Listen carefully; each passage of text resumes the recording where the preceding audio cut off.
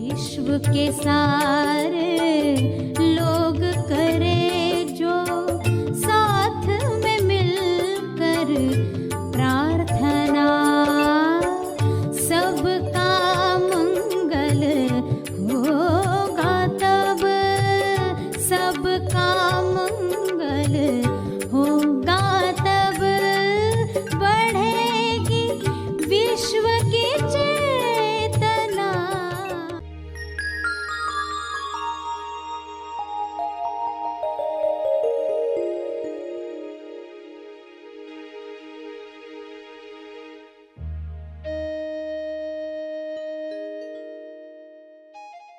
आपको पता है, जब आप बच्चे थे, पालने में थे, 2.5 साल से पहले आप अपने आप को शरीर नहीं मानते थे। आपको यही लगता था कि शरीर सब सामने है, इस तरफ कोई शरीर नहीं है। हर बच्चा इस अनुभव में है। सभी को शुभेच्छा।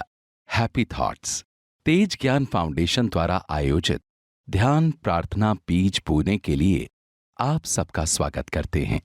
रोज हम सब मिलकर प्रार्थना करते हैं ताकि हम खुद भी स्वस्थ रह पाएं और जो बीमार हैं उन्हें भी हम अपनी प्रार्थना का बल पहुंचा पाएं।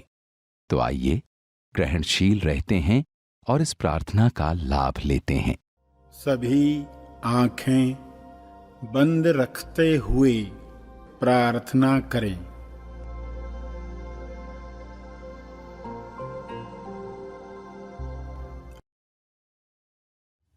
होश में सराबोर खोजियों सभी ध्यान करें।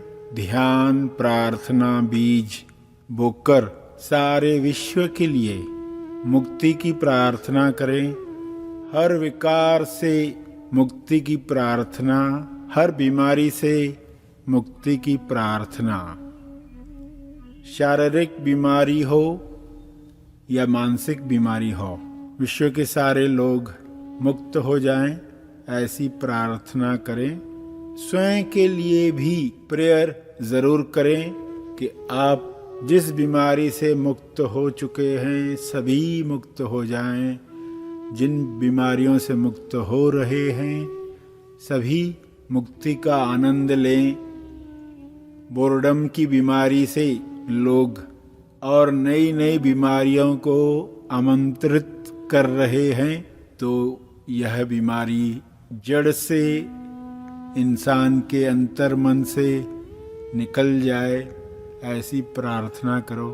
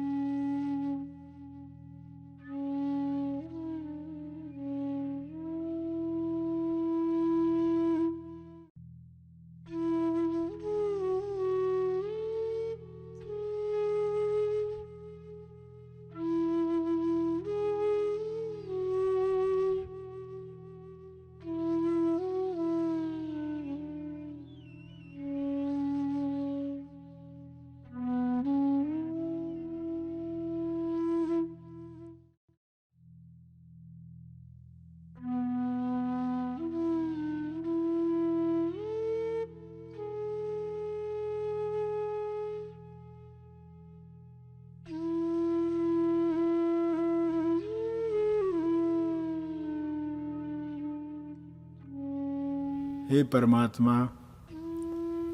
आपकी रचनात्मकता हर इंसान के अंदर कूट कूट कर भरी हुई है। इस रचनात्मकता से, सृजनात्मकता से सभी अपने बोर्डम से मुक्त होकर विश्व कल्याण के लिए निमित्त बने। बोर्डम के साथ आने वाली बीमारियां, दुख, क्रोध समाप्त हो। यहाँ तक कि बोर्डम से लोग अपनी पहचान प्राप्त करने के लिए भगवान बुद्ध की तरह कदम उठाएं, स्वयं को पहचान लें, आत्म साक्षात्कार कर लें। मानसिक बीमारियों की मानसिक वैक्सीन, ज्ञान की वैक्सीन सबको लग जाए। सभी आनंद से भरपूर होश में सराबोर होकर एक दूसरे की मदद करें और सेवा का आनंद उठाएं, संतुष्टि पाएं। ऐसा विश्व निर्माण हो सकता है। बोर्डम को ही निमित्त बनाकर लोग नव निर्माण करके सभी के मंगल के लिए कार्य कर सकते हैं। यह कार्य शुरू हो चुका है। यह बढ़ते बढ़ते सारे विश्व पर छा रहा है। हे परमात्मा, इसके लिए आपका बहुत बहुत धन्यवाद। बोर्डम में इंसान स्वयं को मुर्दा महसूस करता है। ईश्वर अपना एहसास करने के लिए जिंदा शरीर, मनुष्य शरीर निर्माण करता है। जिंदा होने का एहसास ईश्वर का एहसास है। मानसिक रोग इस एहसास को ढक देते हैं। यह मानसिक रोग मुझ में से समाप्त हो जाए और सभी को इसका लाभ मिले। ईश्वरीय गुण मेरे द्वारा प्रकट हों। जिंदा होने के एहसास से मेरे सारे निर्णय हों। हे परमात्मा, मुझे ऐसी बुद्धि दो ताकि मैं वह जीवन जीऊं जो मेरे द्वारा जिया जाना है। जिंदा होने का एहसास महसूस करके मैं प्रतिसाद दूं। मेरे हर प्रतिसाद में होश हो, समझ हो, भक्ति हो। पूरे ध्यान से होश में जीकर ईश्वरीय गुणों की अभिव्यक्ति मेरे द्वारा हो। ऐसी कृपा करो, ऐसी कृपा हो, ऐसी अदृश्य कृपा मुझ पर सदा बरसते आई है। कृपया इसे जारी रखो। धन्यवाद, धन्यवाद, धन्यवाद। सुख और दुख के बीच में बोर्डम भी है तो जागृति भी है। सुख दुख के पार हमें जागृति को पहचानना है, वरना बोर्डम में हम अपनी चेतना को गिराकर और निचले स्तरों पर चले जाते हैं। ऐसा विवेक सब में जागृत हो कि सुख दुख के पार परम अवस्था में हम जागृत हो जाएं। ऐसी शुभकामना रखते हुए प्रार्थना करें।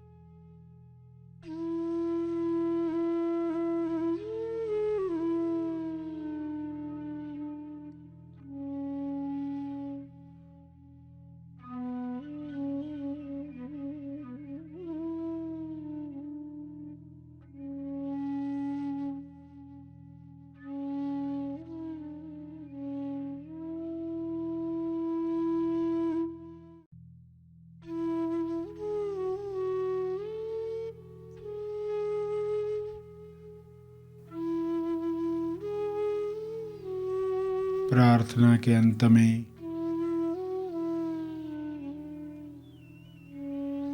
अपने तप का बल, अर्जित बल लोक कल्याण के लिए समर्पित करेंगे।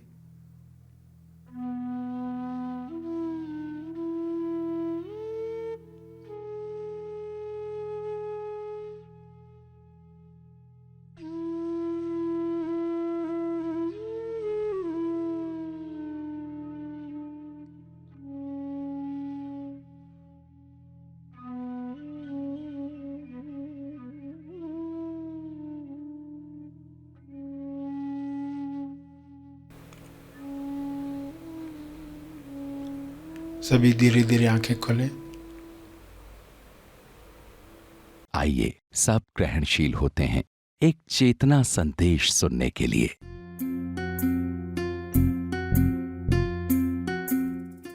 आपको पता है, जब आप बच्चे थे, पालने में थे, 2.5 साल से पहले आप अपने आप को शरीर नहीं मानते थे। आपको यही लगता था कि शरीर सब सामने है, इस तरफ कोई शरीर नहीं है। हर बच्चा इस अनुभव में है कि मेरी तरफ कोई शरीर नहीं है, बाकी शरीर सामने है। वो उनको देखते रहता है मजे से, उसको कोई तकलीफ नहीं है। मगर धीरे धीरे माँ बाप उसको याद दिलाते, ये जो बॉडी है यही तू है, यही तू है, ये सुंदर है, ये ऐसी है, ये वैसी है। बच्चे को पक्का होने लगता है। देखो कितनी मेहनत से माँ बाप ट्रेनिंग देते, ये इतनी मेहनत से ट्रेनिंग, क्योंकि उनके माँ बाप ने भी दी होती उनको। तो ये मेहनत चल रही है, मगर किसी को पता ही नहीं है कि हकीकत में क्या हो रहा। हकीकत में ये हो रहा है कि बच्चा ये जान रहा है खुशी संडे को है, बर्थडे को है, ये घटनाओं में है, अब भी नहीं है। जो आनंद वो प्रतिपल ले रहा था, प्रतिपल वो चला गया। हम सब उस आनंद में थे, फिर से वो आनंद हमें प्राप्त हो, फिर से हम उसी तरह बच्चे बन पाए। अभी बच्चों की तरह हरकतें नहीं करेंगे, मगर उस बच्चे के अनुभव में रह पाए, तो हम कभी बोर होने वाले नहीं हैं। तो क्या होता है बोर्डम में? बोर्डम के पहले क्या होता है? पहले होती है एक उत्तेजना। समझो आज पार्टी में आए हो आप, पार्टी में क्या होगा? एक्साइटमेंट, बहुत तरह की बातें होगी, आप बहुत खुश होकर जाओगे घर, तो पूरा शरीर चार्ज है, एक्साइटमेंट है। यह उत्तेजना कितने दिन रहने वाली है? एक दिन खत्म हुआ नहीं कि वो उत्तेजना खत्म हो गई।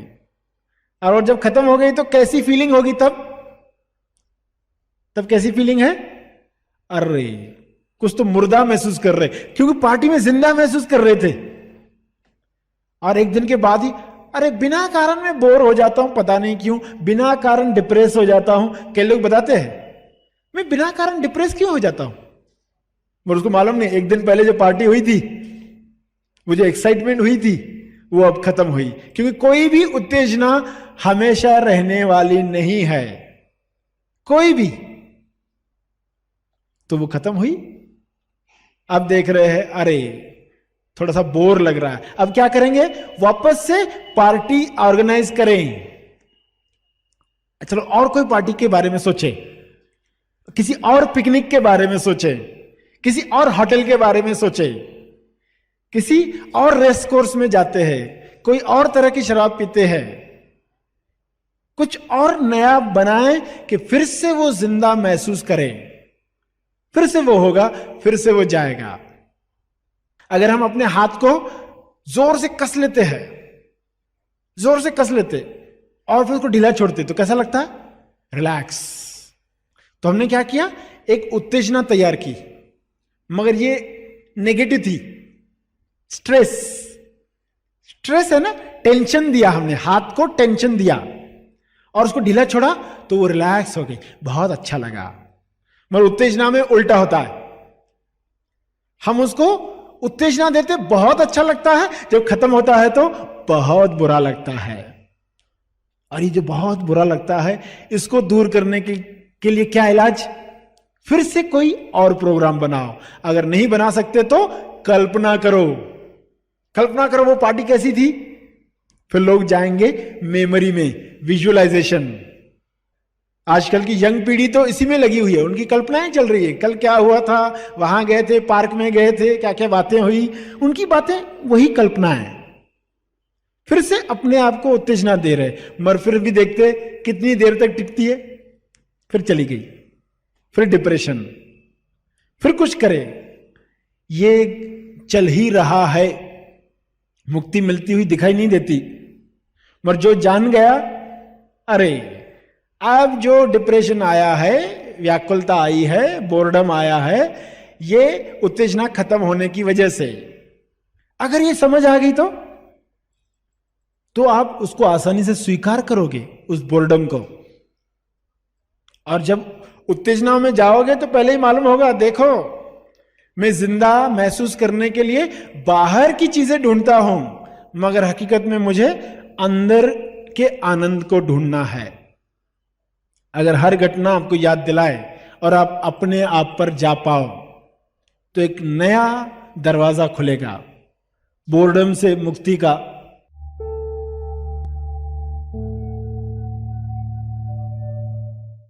प्रार्थना और मार्गदर्शन का सभी ने लाभ लिया। आइए यहीं पर समाप्त करते हैं, कल फिर मिलेंगे, तब तक के लिए धन्यवाद।